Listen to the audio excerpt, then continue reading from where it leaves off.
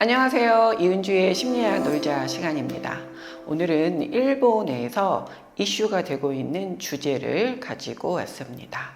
최근 인터넷이나 SNS를 보면 일부 사람들이 길을 지나가면서 모르는 사람의 어깨를 일부러 세게 치고 지나가는 영상이나 이야기가 올라오는 경우가 많습니다.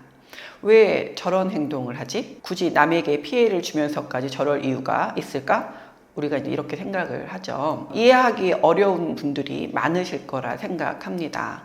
심리학에서는 사람의 공격성이 꼭 큰 폭력으로만 나타나는 것은 아니라고 말하고 있습니다.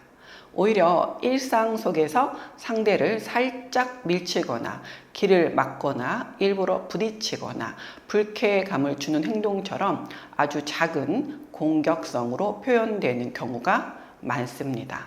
단순히 예의가 없는 사람이라고 끝낼 수도 있지만 심리학적으로 들여다보면 몇 가지 공통적인 특징을 발견할 수 있습니다. 오늘은 아무 이유 없이 타인에게 시비를 걸거나 또 일부러 어깨를 부딪히는 사람들의 심리를 하나씩 살펴보도록 하겠습니다. 첫 번째, 억눌린 분노를 만만한 상대에게 푸는 것입니다.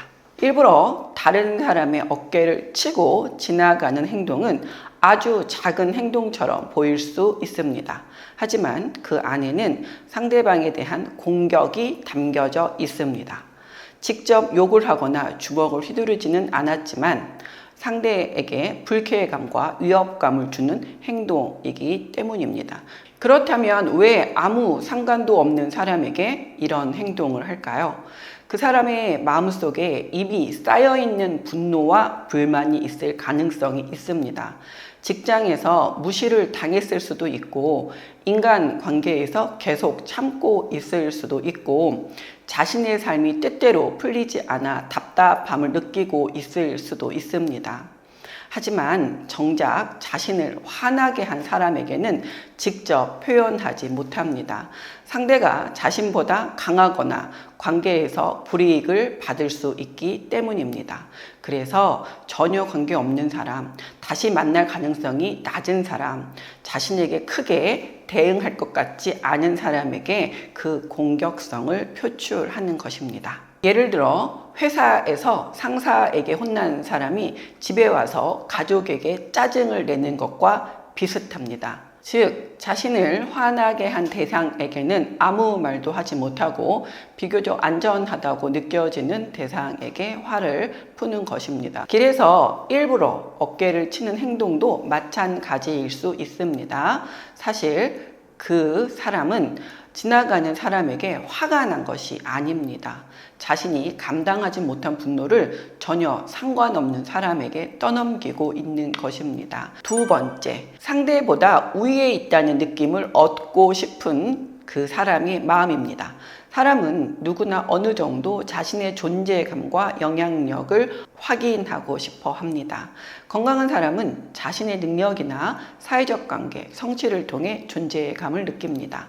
반면에 자신의 삶에서 충분히 인정받지 못하거나 목표를 성취하지 못하는 사람들은 다른 사람을 불편하게 만들면서 자신의 힘이나 존재감을 확인하고자 할 수 있습니다.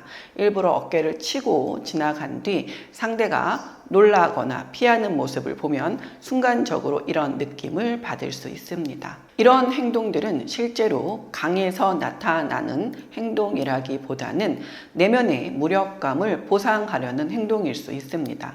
특히 상대가 당황하고 아무 말 하지 못하면 피해를 준 사람은 자신이 이겼다는 잘못된 만족감을 느낄 수 있습니다. 하지만 이것은 자신감이 아닙니다. 진짜 자신감 넘치는 사람은 굳이 다른 사람을 위축시키면서 자신의 힘을 증명할 필요가 없기 때문입니다.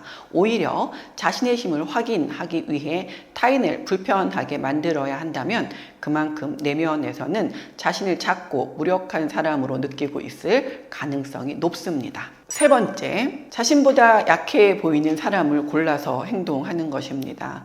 이런 사람들은 상대가 자신보다 체격이 크거나 강해 보이는 사람에게는 그렇게 행동하지 않고 자신보다 약해 보이는 사람에게만 그런 행동을 할 가능성이 높습니다. 이런 행동은 충동적인 것처럼 보여도 실제로는 어느 정도 계산이 들어가 있을 수 있습니다. 이 사람은 나에게 따지지 않을 것이다. 내가 밀쳐도 그냥 지나갈 것이다. 문제가 생기더라도 내가 불리하지 않을 것이다. 이처럼 공격성을 보이면서도 자신이 다칠 위험은 최소화하려는 것입니다. 학교 폭력이나 직장 내 괴롭힘에서도 비슷한 모습이 나타납니다.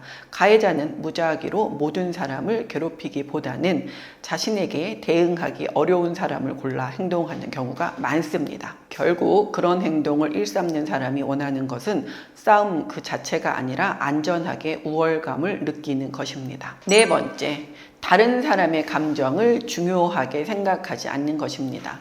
대부분의 사람은 길을 걷다가 실수로 다른 사람과 부딪히면 먼저 미안한 마음을 느낍니다. 다치지는 않았을까? 내가 불편하게 한 것은 아닐까? 이런 생각이 자연스럽게 떠오릅니다. 이런 생각들은 공감 능력과 관련이 있습니다. 그런데 일부러 부딪히는 사람은 상대가 느낄 당황스러움이나 불안, 분노를 중요하게 생각하지 않습니다.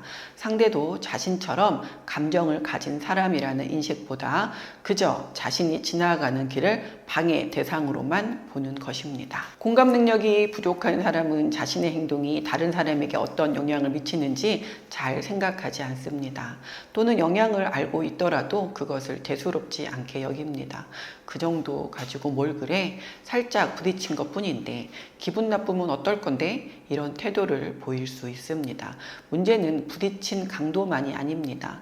피해자는 상대가 고의로 자신을 밀쳤다고 느끼는 순간 단순한 신체 접촉 이상의 불안과 모욕감을 경험할 수 있습니다. 특히 예상하지 못한 공격을 받으면 이후에도 주변 사람을 경계하게 되거나 사람이 많은 장소에서 불안감을 느낄 수도 있습니다. 하지만 공감 능력이 부족한 사람은 이런 심리적 영향을 생각하지 못하거나 무시합니다. 다섯 번째, 일상에서 자극과 재미를 찾으려고 하는 것입니다. 어떤 사람들은 반복적이고 평범한 일상을 견디기 어려워합니다.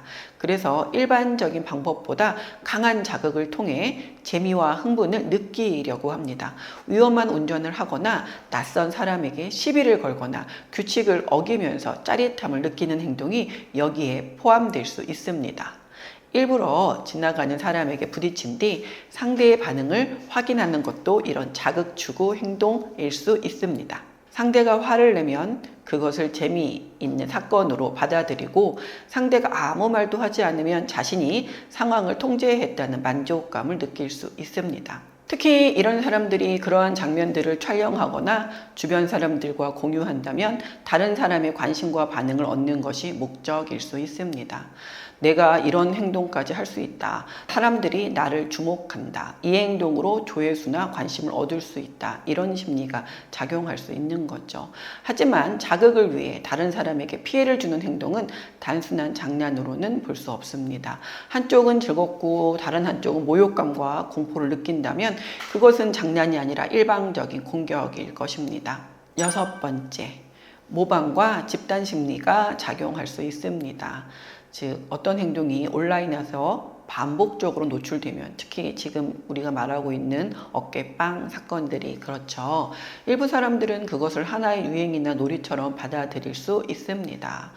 처음에는 분명히 이상하고 위험한 행동이라고 생각했던 사람도 계속 영상을 보다 보면 점차 익숙해집니다.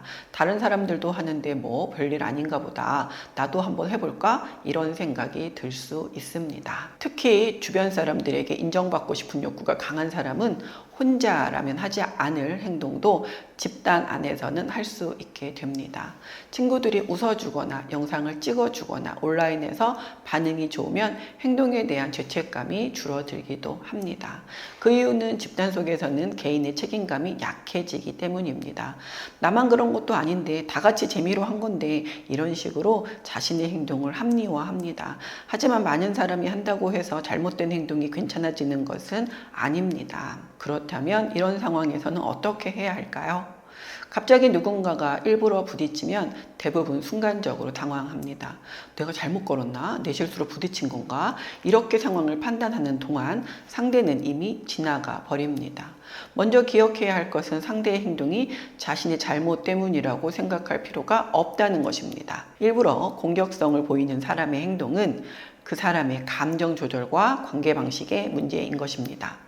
피해자의 외모나 걸음걸이 때문은 아닙니다. 피해자가 자기를 탓하는 것은 금물인 거죠. 그리고 상대가 명백하게 시비를 걸려는 태도를 보인다면 감정적으로 맞대응하기보다는 안전을 확보하는 것이 우선입니다. 사람이 많은 곳으로 이동하고 필요하면 주변에 도움을 요청하는 것이 좋습니다.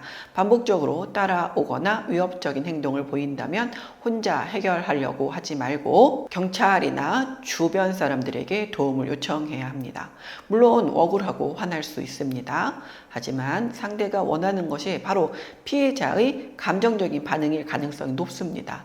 때로는 맞서 싸우는 것보다 상황에서 빠르게 벗어나는 것이 자신을 지키는 현명한 선택일 수 있습니다. 지나가는 사람에게 일부러 어깨를 부딪히는 행동은 단순한 장난이나 우연으로 보기 어렵습니다.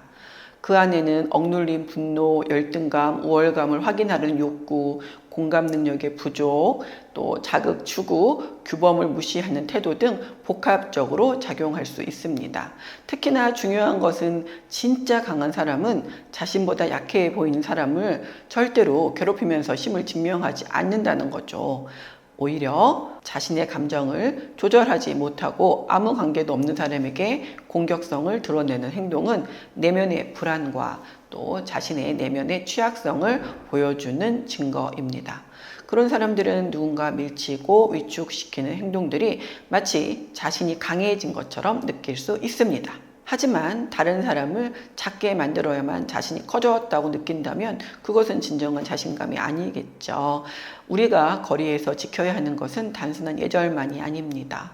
서로가 안전하게 살아갈 수 있도록 다른 사람의 공간과 존엄성을 존중하는 태도 역시 지켜야 합니다.